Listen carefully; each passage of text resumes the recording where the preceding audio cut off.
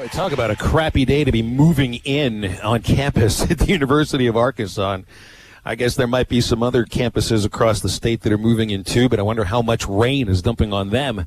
Not fun. I've moved in the rain before. I don't wish that on anybody. Wouldn't wish that on Nikki Chavanelle. She just moved, a few months ago. I guess you had better weather than the students do today in Fayetteville, right, Nikki? Yeah, it was a beautiful and hot day when I moved, and I really didn't have to lift a finger, so it was amazing. But I remember, plenty of really, really unbearably hot days down in Dallas when I was moving in at SMU multiple times. I think the worst part for moving in like that is if you're, and I've done it one time, if you live on like a second or third story of a dormitory. That's the worst part. It's also the new SMU dorms I lived in had elevators. But most, don't. The hecticness of move-in day is what I remember from my freshman year at Indiana. Just all of these weird-looking faces, everybody moving around hurriedly. And little did I know that by the end of that first semester, the entire floor that I lived with would be kicked off and kicked out of the dorm for doing stupid things. But that's a whole other conversation for a whole other time. We need to talk about this real quick then. We got into that before. That's right, we did. Let's do some recruiting with Nikki first. So got another offensive lineman yesterday. This one from South Carolina, Eli Henderson. Tell us about him. Yeah, Eli. So he was offered by Sam Pittman in Athens at a football camp heading into his sophomore season. Pittman saw him doing drills, and he immediately, went and found Kirby Smart and gave him an offer. And then it wasn't until December after his sophomore season when Pittman was hired at Arkansas that he re-offered him as one of the very first guys that got an offer when he became the head coach at Arkansas. So it was clear that Sam Pittman is really sold on him, but, a lot of teams want to see him play center, and even though I list him as a center, he's really been a tackle and a guard for most of his career so far, but now going into his junior season, his coach and his dad, and he thinks that, center is really the future for him at 6'4", 285, 290-ish. And he's been working on his snapping, all this time during the pandemic. So I imagine he's pretty good at it. He said, not to brag, my snaps are light years better than they were when I first started. So you like to hear that. I'm sure Sam Pittman's seen some film of that. But in terms of, getting other offers, coaches want to see him with the pads on, playing in games at center and before they offer, but he's heard from Clemson, South Carolina, Tennessee, Boston College, Florida, a lot of good programs just kind of waiting in the wings. I wonder how much they'll offer now that he's committed to Sam Pittman and they kind of know he's probably going to hang on to him. But I definitely see him on the rise this coming year, as long as we all get to play. Burns High School, where he plays in South Carolina, they went 11-2 last year, so it's a really good program. And an in-state kid in Dax Courtney, his dad played at Arkansas State, played for his dad at DeWitt High School too. Tight end. It's a big kid, 6'6", with another year of high school to go.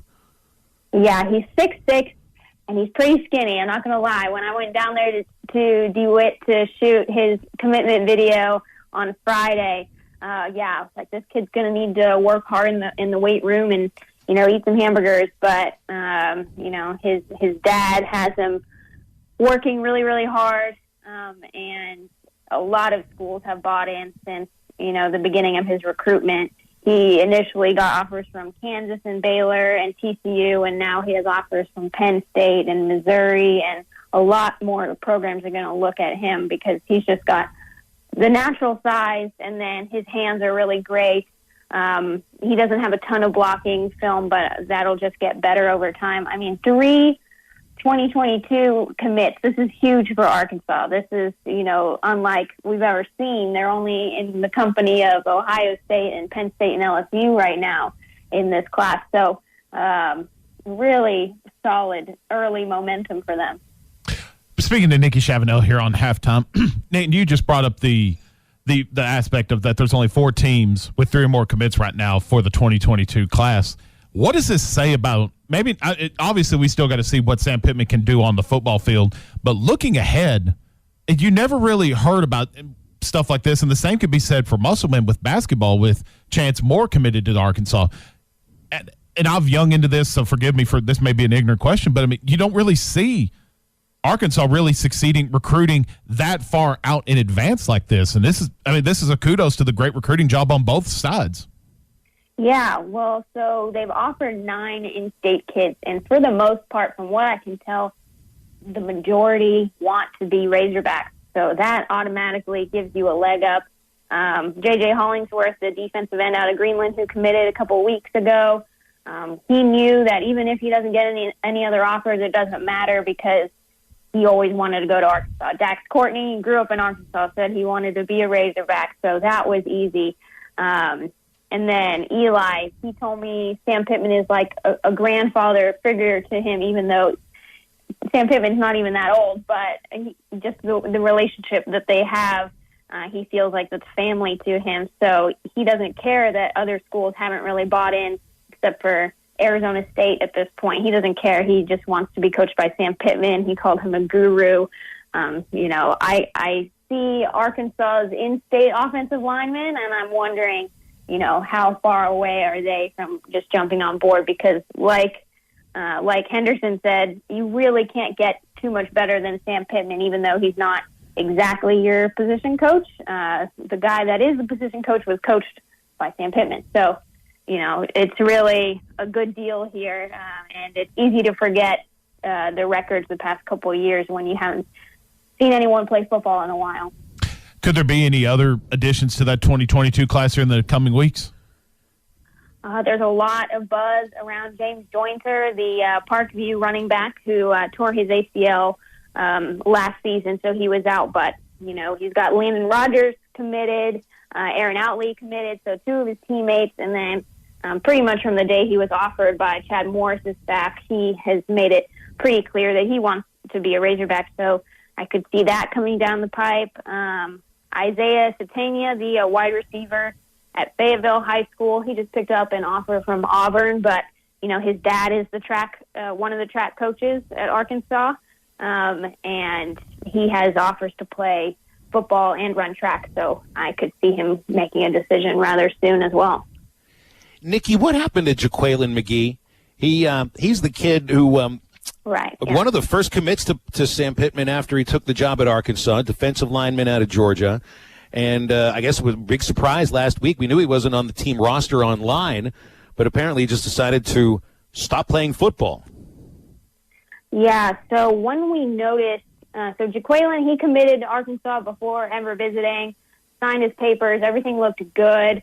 And so I was surprised when he wasn't, in the check-in day video that they put out, and then we asked about it when he wasn't on the roster. They said it was a paperwork issue, so I don't know what it was, whether it's grades or whatever, but we'll just kind of see if he pops up on a JUCO roster maybe.